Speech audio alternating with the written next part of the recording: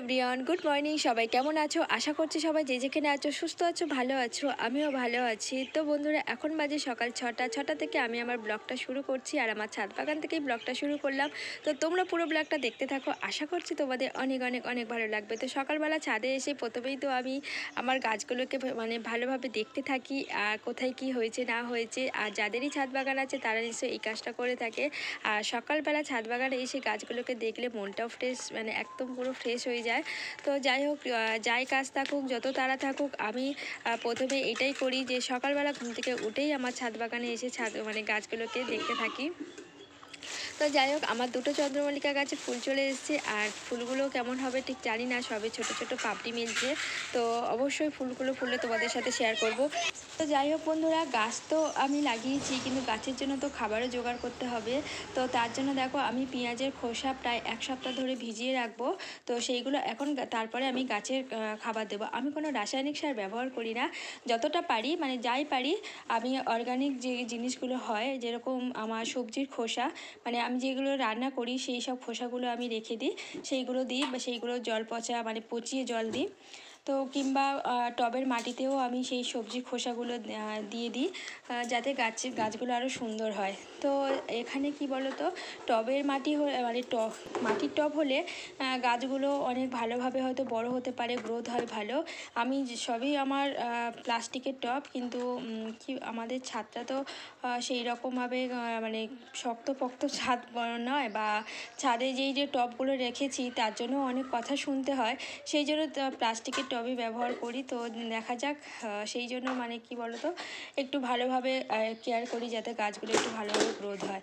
তো আজকে আমার মানে হাজবেন্ড বলে ও চিকেন কষা মানে নিয়ে যাবে টিফিনে।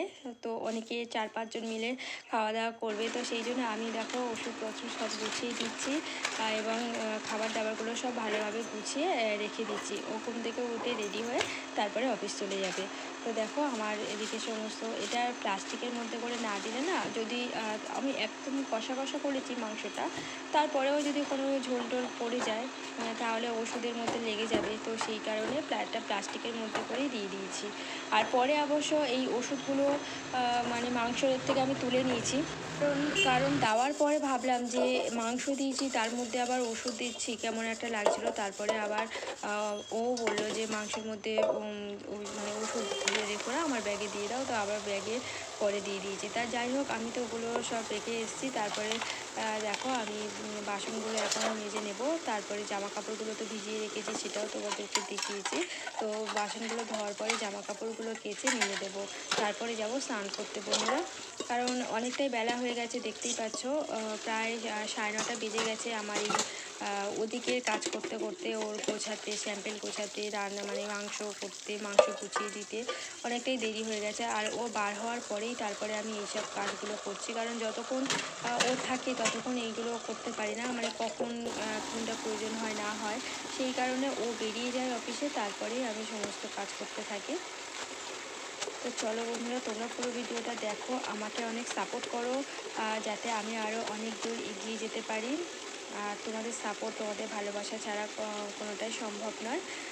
তো চলো, তোমরা পুরো ব্লগটা দেখো আর আমার সঙ্গে থাকো।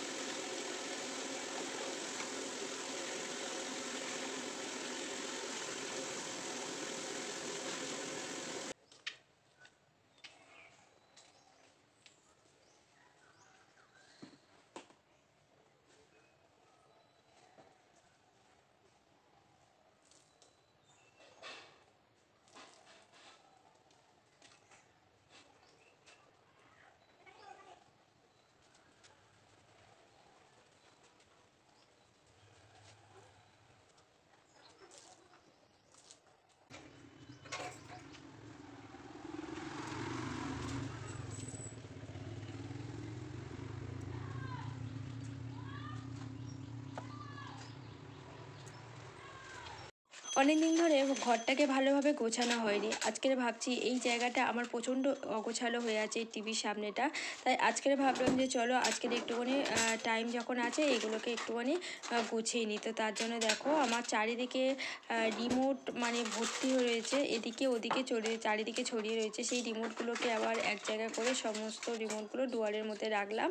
তো দেখো আমার জায়গাটাকে গোছানোর পর কেমন সুন্দর লাগছে। আর এই হাঁসটা কিন্তু কুঁড়ে, জানো তো, এর মধ্যে আমি টাকা জমাই, মানে এর মধ্যে কী বলতো 5 টাকার করে কয়েন ফেলি। তো সব সময় পাওয়া যায় না, এখন আবার খুচরো অনেক টানাটানি, যখন খুচরো থাকে তো অনেক থাকে, আর যখন থাকে না কিছুই থাকে না। তো যাই হোক আমি এবার টা ভালোভাবে পরিষ্কার করে নিচ্ছি। আর তারপর বন্ধুরা চলে এলাম বিকেলবেলা দেখো একটু সেজেগুজে রিলস করছিলাম। তো যাই হোক তো এখন যাব মোচা কাটতে। এদিকে দেখো আমার বর আর আমার মানে সোনা বাবা কলা দেখতে পাচ্ছো? আর চিয়া নিয়ে কোথায় গেছে। কলা? আর আমাকে বলে যে তুমি ওঠো, তুমি কাটো। তো চলো মোচাটা কাটি আর তোমরা ব্লগটা দেখতে থাকো। আর আমার চ্যানেলটাকে কিন্তু অবশ্যই সাবস্ক্রাইব করতে থাকো। চালু কিন্তু করে দিয়েছি, চলছে কিন্তু এডিট করে নিও। হ্যাঁ এই তো হয়ে গেছে।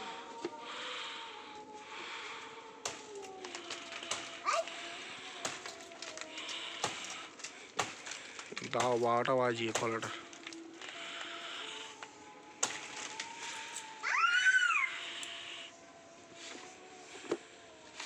মোচা এটা আজকে কি বার? মোচা পারলাম শুক্রবার আজকে, শনিবার না। আর শুক্রবার।